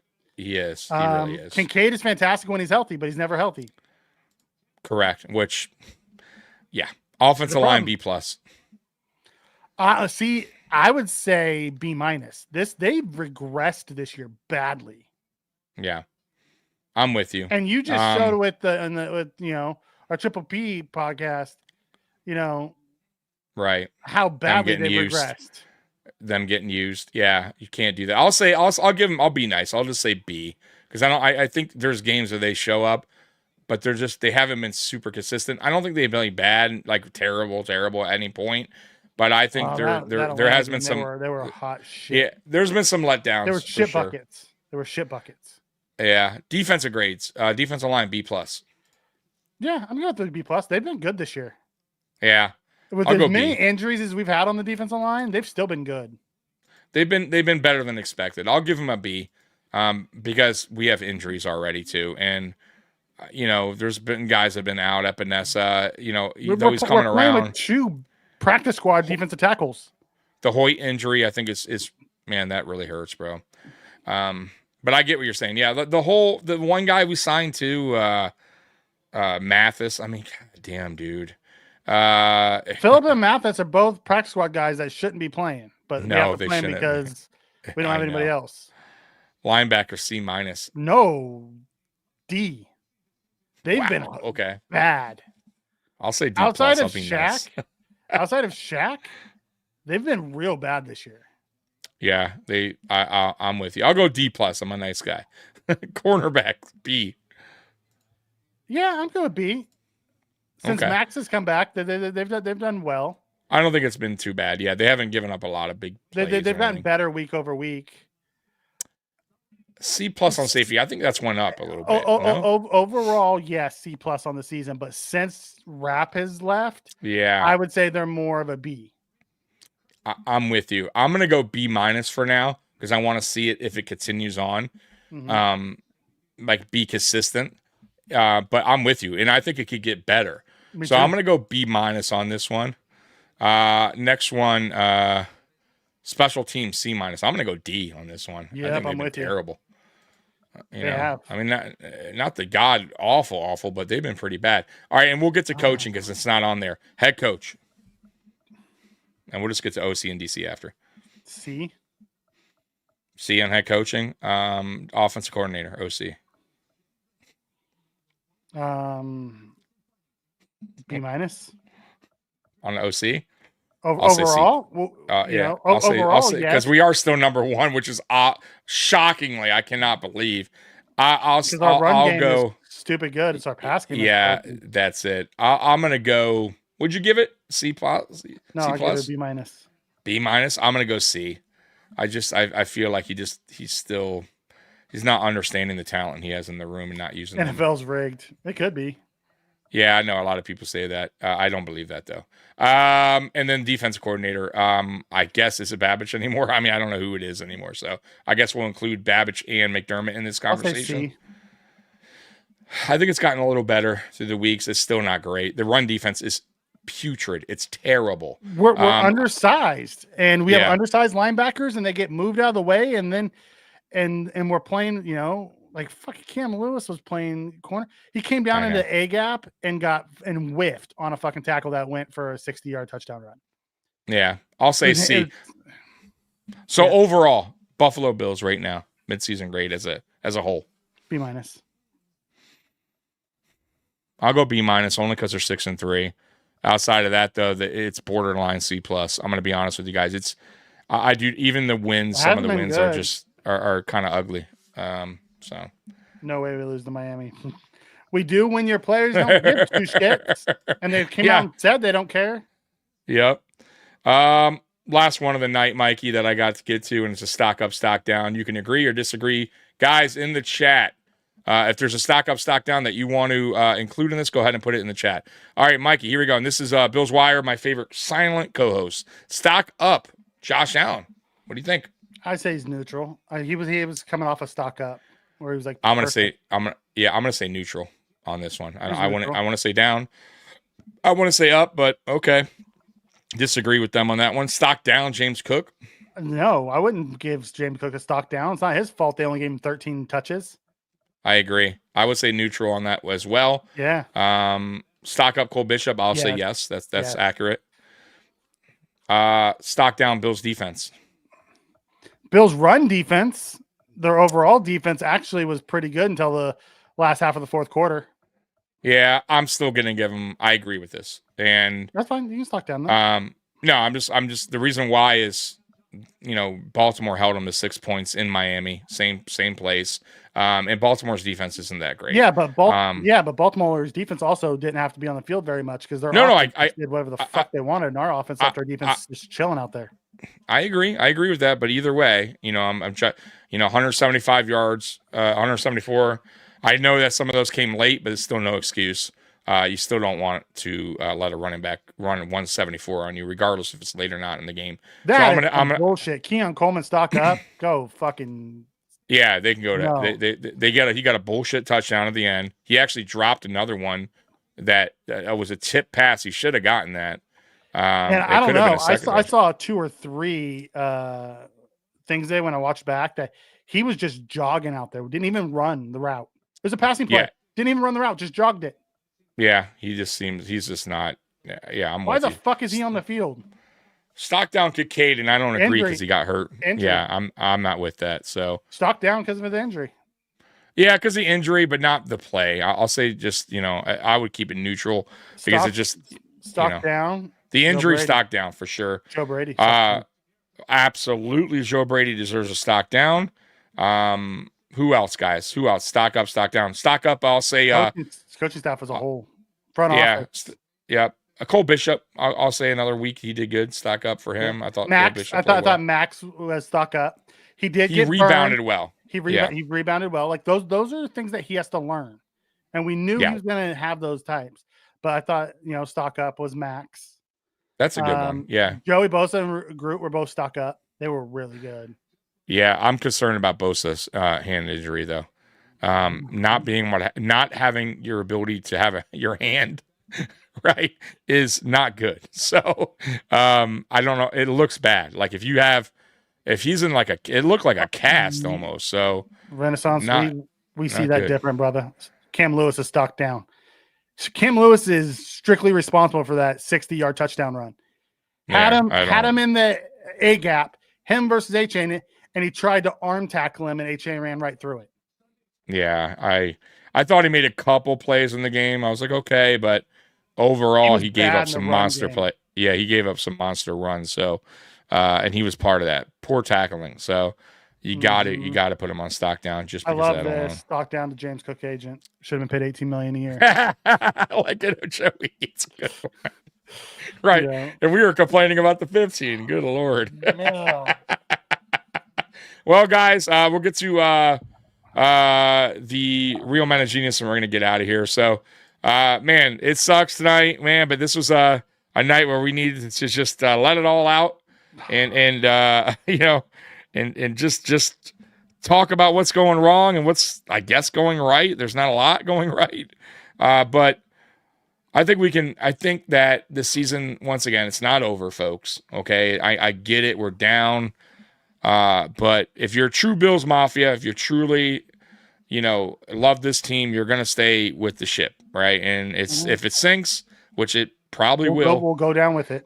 We'll go down with it. So I'm not going anywhere. Mikey's not going anywhere. So, I hope you guys can just try to enjoy it, man. It is what it is. It's hard to enjoy games like Sunday. It is. But no, if we have those, Tommy, I will be here for the therapy. Yeah, therapy. Yeah. So let me play some Real Men of Genius. We'll get out of here, guys. All right. Let's see here. I know. Trust me. Shit weekend, man. Shit weekend. I don't know. Did you pay attention to that barn burner that was going on Monday night? That was that was a shit game too. Oh, that was terrible. Yeah, it did. All right, here we go, Mikey. Sandra, I'll be around with you guys. Bud Light presents Real Men of Genius. Real Men of Genius. Today we salute you, Mr. Company Computer Guy. Mr. Company Computer Guy. Though we worker bees scarcely know our modems from our scrotums, you are there to guide us. Modems and scrotums. When we screw up the boot up, you are there. Without you, computers would megabyte. The countless hours we spend surfing the internet and accidentally stumbling upon porn sites would instead be spent working. Working for the man. So crack open an ice cold Bud Light, Mr. Company Computer Guy. For it's you who keeps our log-ons logging and our hard drives hard. You gotta see this porn site. Bud Light beer, Anheuser-Busch. I remember I worked at a place where we had one of those guys. They get paid very well, and most of the time, like this guy would, these people would call him in for a mouse that wasn't working. Most of the time was such bullshit that he would have to come up and do the easiest of, and I'm like, dude, I could do this gig. Like I mean, but yeah, I don't know if that still exists. They have computer guys. I'm sure they do. And maybe the bigger companies. IT? Yeah, we have IT in our. Do you? Oh, yeah. Right, we have like a whole help desk that comes in and does all that stuff. Yeah. They get paid very well, by the way. Let's go to the next one and we'll get out of here, Mikey. Before you do that, we wanted to shout out Post Podium tonight. Absolutely. We did use their stuff. Absolutely. I'm trying to remember the guy that you. The YouTube channel. It was. I'll tell you right now. Right. No, it was. Yeah. You got it right. Actually, Julian Lucas Sports. Yeah, Julian Lucas Sports. I watch him a lot. So we want to shout out those guys as we use their stuff tonight. I want to make sure we shout them out the correct way. Thank you, Mikey. Absolutely. Yep. And once again, like, dude, those are my. Post Podiums are my boys, man. So anyone that thought we were throwing shade at anybody, that's totally wrong. Like, those are my guys, man. I love the banter that they have back and forth. Dude, yeah. And I don't always agree with both of them. There's many times I don't agree. They got some strong takes. And that's great. And I like tonight. I didn't agree with Keys tonight, but that's okay. Yeah, it's all good. That's the best part about being a fan. You get to see it the way you want to see it. And what's funny too, Keys is Aramis not so much, but once in a while but Keys watches our show always after at work, and he always talks to me. He'll bring up you, he'll bring up me. He agrees with you more than me. I'm like, you fucking asshole. Everybody does. Because Mikey's better. So I'm sure he'll watch tonight and have some comments. I just want to make so. sure that because we didn't agree tonight. No, you're make right. Keys You're know right. this is still all love. Yeah, last one of the night, and we'll get out of here on these Real Men of Genius. So let's see here. Last one. We'll go back in time. Let's do. I don't know, this one. Bud Light presents Real Men of Genius. Real men of genius. Mikey's getting one of Today these. we salute you, Mr. Handlebar Mustache Wearer. Mr. Handlebar Mustache Wearer. It takes a real fashion pioneer to know some things never go out of style. Like facial hair from the 18th century. With a little wax and a twist of your fingers, you're an instant man about town. You may not be a Civil War general, but with a handlebar mustache, even a simple computer programmer can rally the troops. Heaven knows we wouldn't be caught dead with one, but it looks good on you. Yeah. So crack open an ice cold Bud Light, oh soup-straining friend, and know that if you keep wearing it, we'll keep staring at it. Mr. Handlebar Mustache Wearer. Bud Light beer, Anheuser. St. Louis, Missouri. Those people that rock those are funny, man. All right, guys. Hey, man, you guys rock tonight. Appreciate you guys rocking with us, giving us an opportunity every week. And Mikey, appreciate you, man, as always, man. It's been a great ride, man. We've been doing this, once again, we've been doing this since 2020. Or me and Mikey have been working together since, what, 2022? I think we started together, or 2021, something like that. But, man, it's been a blast, dude. Even though our team's disappointing us in January, we still come back. We still love what we do. So, and we love you guys. We love the back and forth with the chat. It's fun, man. So, appreciate you guys, Bills Mafia. We love you, and as always, go Bills. We're out of here. Peace. Go Bills. Go Bills. Just let your soul glow. Just let it shine through. Just let your soul, baby, feel it